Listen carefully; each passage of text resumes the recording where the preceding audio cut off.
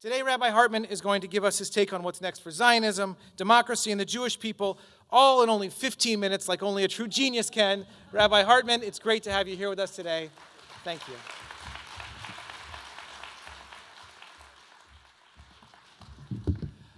Good afternoon. What's next? We need to put a spotlight on democracy because in a very deep way, Zionism didn't have to think about democracy. It assumed that its democratic principles would be safe. The assumption of Zionism was that Israel would be the democratic homeland of the Jewish people.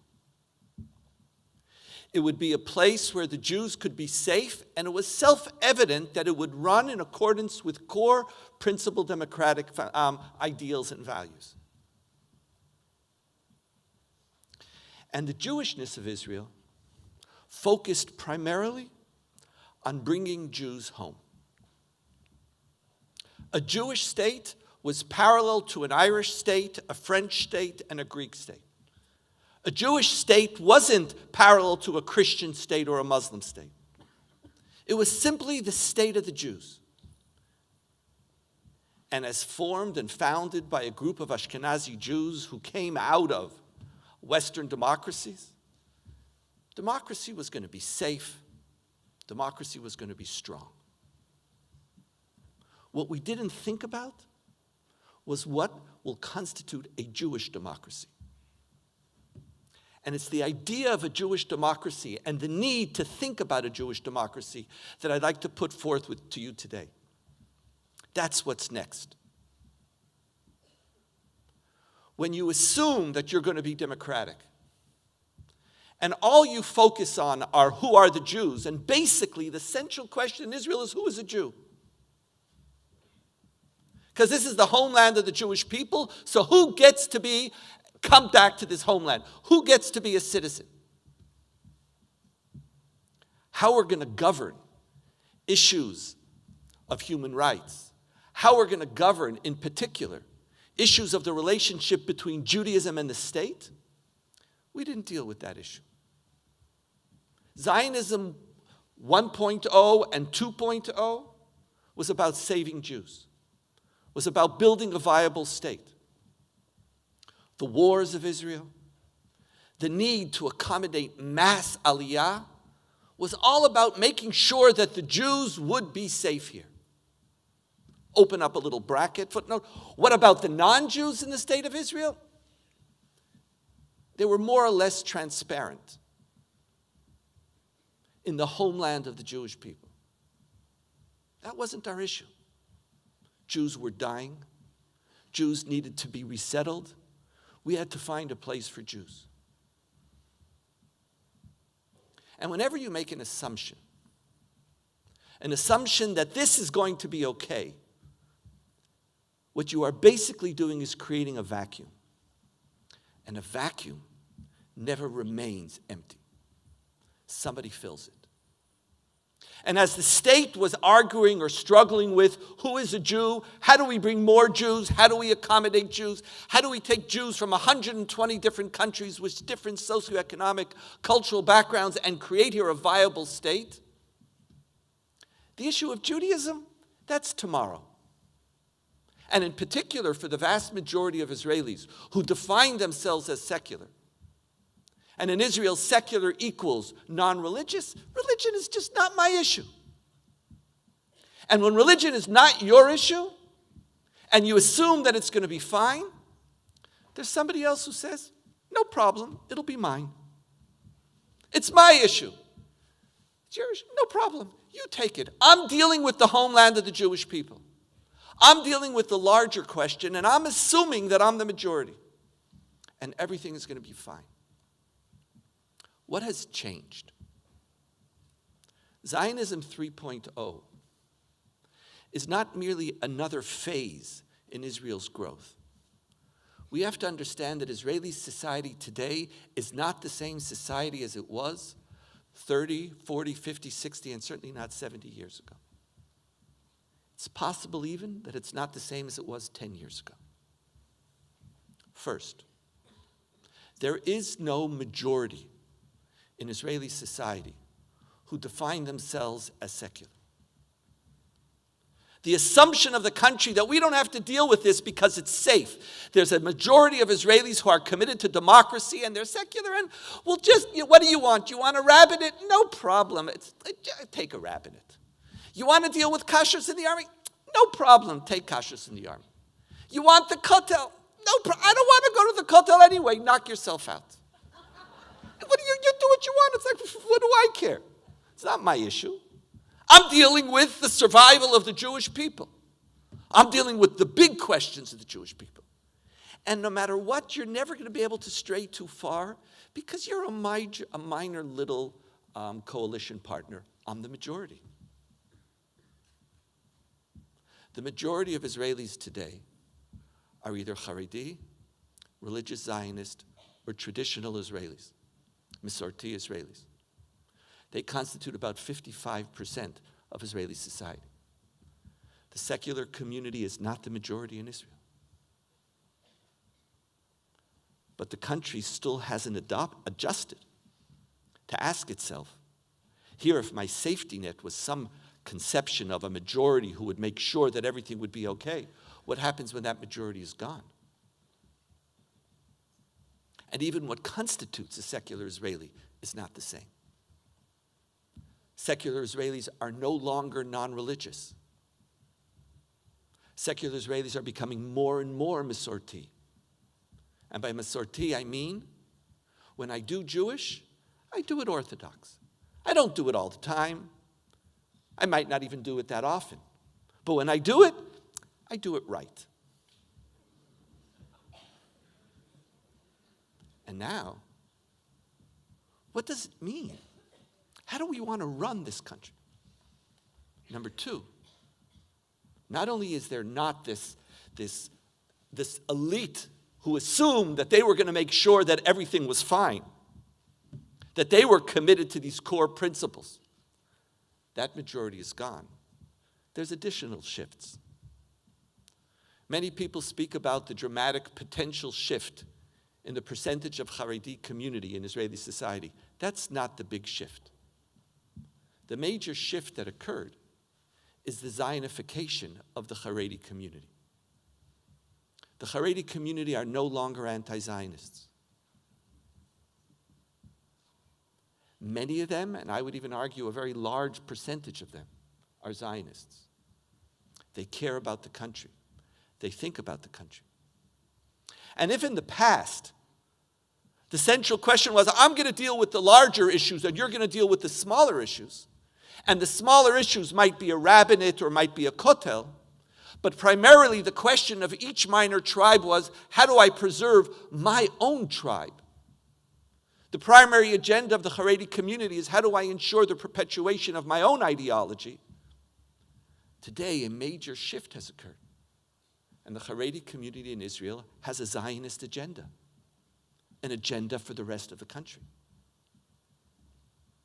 And it is not necessarily an agenda which takes into account or assumes that Israel is going to be a homeland of the Jewish people, which functions on the basis of democratic principles.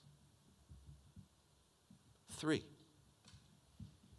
democracy, as you know, is not simply the rule of the majority. Democracy is the rule of the majority on the basis of fundamental freedoms and human rights. That's what liberal democracy means. Everybody has liberties. Everybody has things that as a human being, I don't care whether you're the majority, I don't care whether you're a minority, you have fundamental rights which a state cannot violate. Part of the challenge of Zionism 3.0 is that Israel has been, since the Second Intifada, has experienced more and more questions of security, questions of being attacked, challenges of being attacked. The narrative of fear, it's interesting. Israel's stronger than ever before, but I experienced more of a narrative of fear in the last 10 years in Israel than I experienced in the 1970s when I was there. In the midst of this realignment and this political discourse, conversations about values, conversations about human rights are immediately put into the left-right-wing divide. Why is it that if you believe Abu Mazen doesn't want peace, you also believe that the Reform movement should not have a place at the Kotel?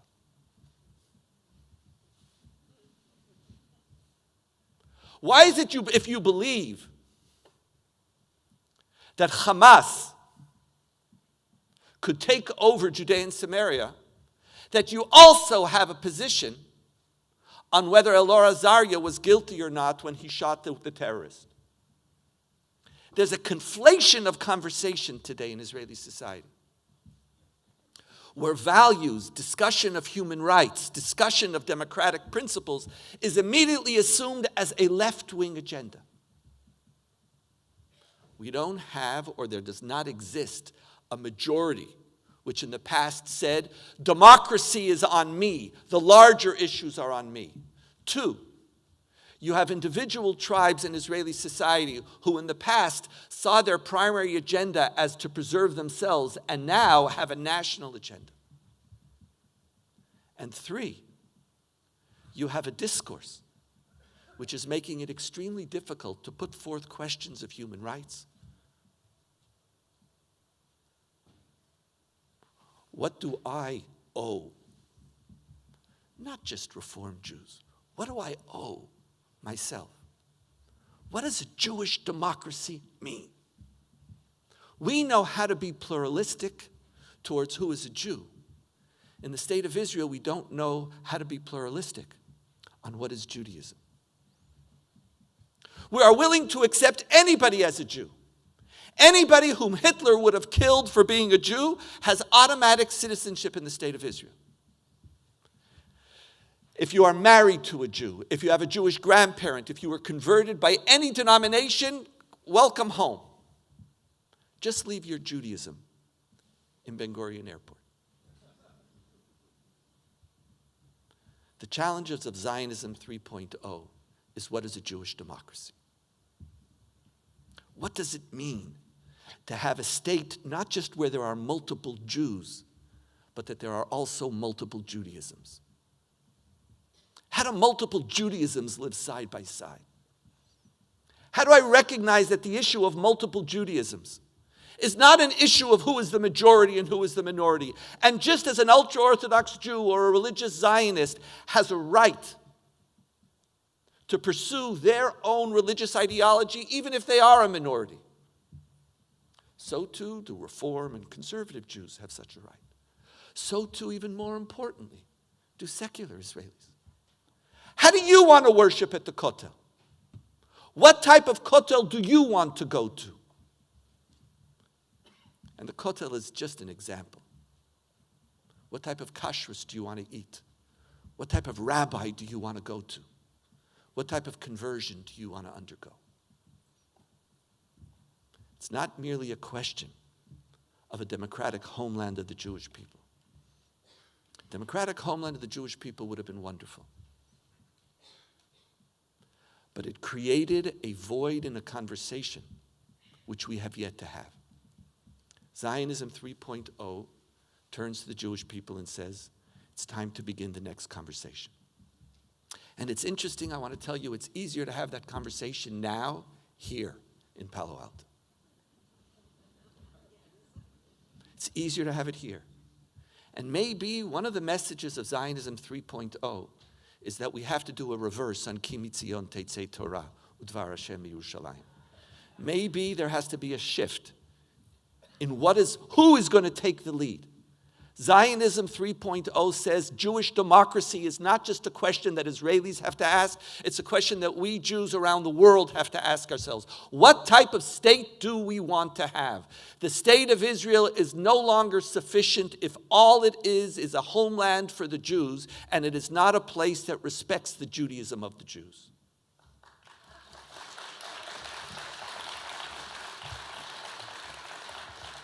But from here, and with this I'll conclude, this conference is in many ways a prayer. It's a prayer. It's a prayer, first, that North American Jews won't walk away despite the fact that Israel insults you every single day. That's the first prayer. That you'll stay long enough to fight for the Israel you want. That you'll stay, as my father said, and believe that Israel's too important to leave to Israelis. But there's another prayer, and it's a prayer which every single Israeli who's going to be here in their own way has to take from here when we go back home. How in Israel do we begin this conversation? How do we make sure that our dream, that there is one Jewish people who doesn't just take care of each other when somebody's dying, but actually lives with each other, learns from each other, grows from each other? That Israelis will recognize that Jews, both in Israel and Jews around the world, have what to contribute to what Zionism means. A Jewish democracy. A democracy where Judaism is integrated into democratic principles. A Judaism which understands that if Israel is less democratic, it's less Jewish, and not the opposite. Zionism 3.0 is a place for a conversation, but it is also prayer, that we take responsibility to move our discussion one step forward. Thank you very, very much.